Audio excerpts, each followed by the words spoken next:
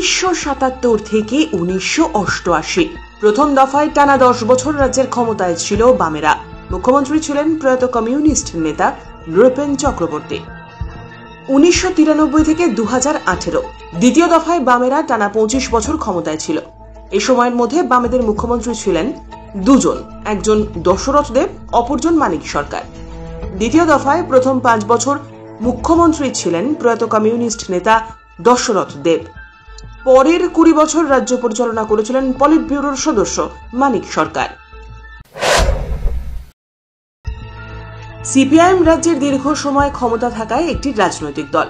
18 বিধানসভা নির্বাচনে ক্ষমতাচ্যুত হওয়ার সঙ্গে সঙ্গে ভেঙে পড়েছে গোটা সংগঠন।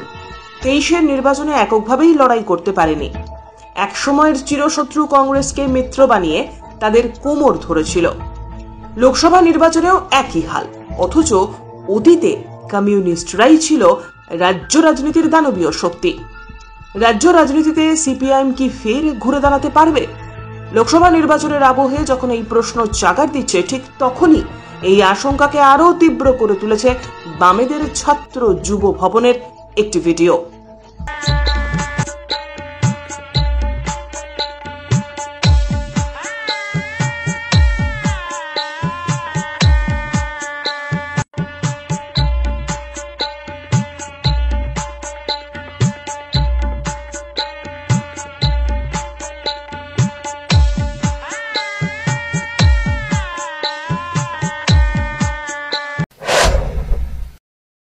আগরতলার মেলার মাঠে সিপিআইএম এর ছাত্র যুব ভবন অর্থাৎ এসএফআই, টিএসইউ এবং ডিওয়াইএফআই আর টিএফওয়াই, এটা বাম ছাত্র যুবর আতুর ঘর।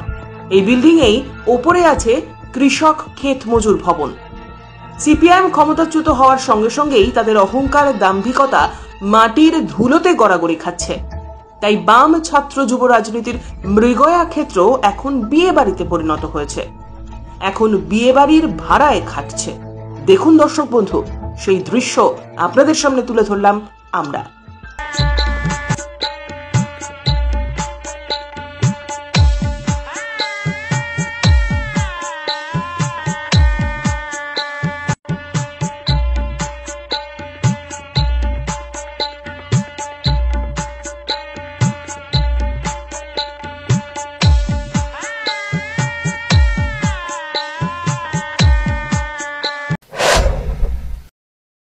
সিপিআইএম কেন তাদের অফিস এখন বিয়ের অনুষ্ঠানের জন্য ভাড়া দিচ্ছে? তাহলে কি সিপিআইএম বুঝে গিয়েছে তাদের পক্ষে আর ঘুরে দাঁড়ানো সম্ভব নয়, তাই দলের সম্পদগুলিকে বাণিজ্যিকভাবে ব্যবহার করতে শুরু করেছে? নাকি অট্টালিকায় শীতাতাপ নিয়ন্ত্রিত ঘরে থাকা বাম নেতারা গরিব হয়ে গিয়েছেন, দল পরিচালনা করার অর্থ নেই তাদের কাছে, এই জন্য দলীয় অফিসগুলিকে সামাজিক অনুষ্ঠানের জন্য ভাড়া দিয়ে উপার্জিত অর্থ দলের খরচা মেটানোর পরিকল্পনা নিয়েছেন? এই সংক্রান্ত নানান প্রশ্ন তুলেছেন খোদ নিষ্ঠাবান বামপন্থীরাই। রাজ্যের প্রধান বিরোধী দল মেলার মাঠের লালবাড়ির দণ্ডমুণ্ডের কর্তারা কি সাধারণ কমিউনিস্টদের এই প্রশ্নের উত্তর দিতে পারবেন? বর্তমান সিপিআইএম এর এই অবস্থা দেখে স্বর্গে যাওয়া নৃপেন, দশরথ, বৈদ্যনাথদের মতো কিংবদন্তি কমিউনিস্ট নেতারাও দুঃখ পাবেন, তা বলার অপেক্ষা রাখে না।